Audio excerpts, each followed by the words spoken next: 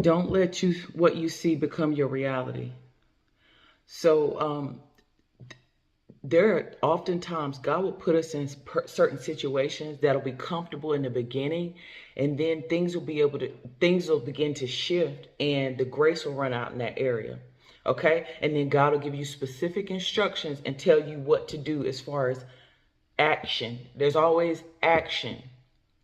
Okay, like that's scriptural. We all know the common scripture: faith without works is dead. And anytime God gives you instructions, there is something that you have to do. Okay, so if you're in a situation where God is giving you specific instructions and you're like, well, right now this doesn't look like, in your mind you're like, well, I'll just wait till this happens or this takes place and then I'll move, because right now this doesn't make sense. Do you understand that you serve a God that will do things that will never make sense to you? His ways and his thoughts are higher than ours. And that's scriptural.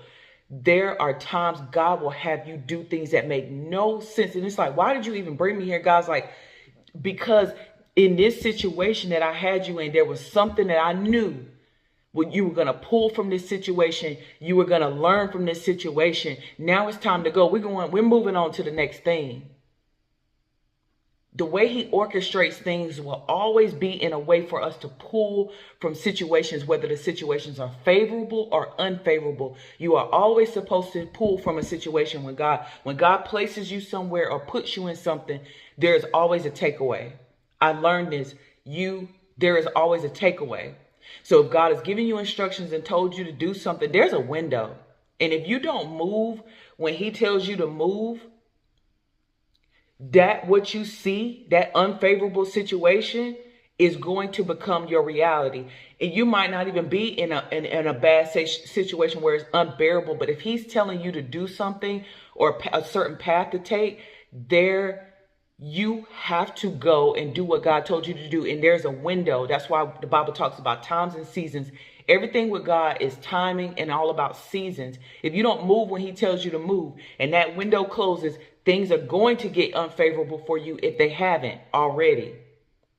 Okay? And then you can't cry God, say, I told you to move. I'll come back to you, but you got to wait now. Proverbs 14:12, there's a way that appears to be right, but in the end leads to death. There's a way that appears right to man, but in the end leads to death. You don't know what's best for you. Otherwise, you wouldn't be leaning on God and trusting God. You have no idea what's best for you. If he's telling you to go and do something or specific instructions to follow, do what he says. Don't let what you see become your reality.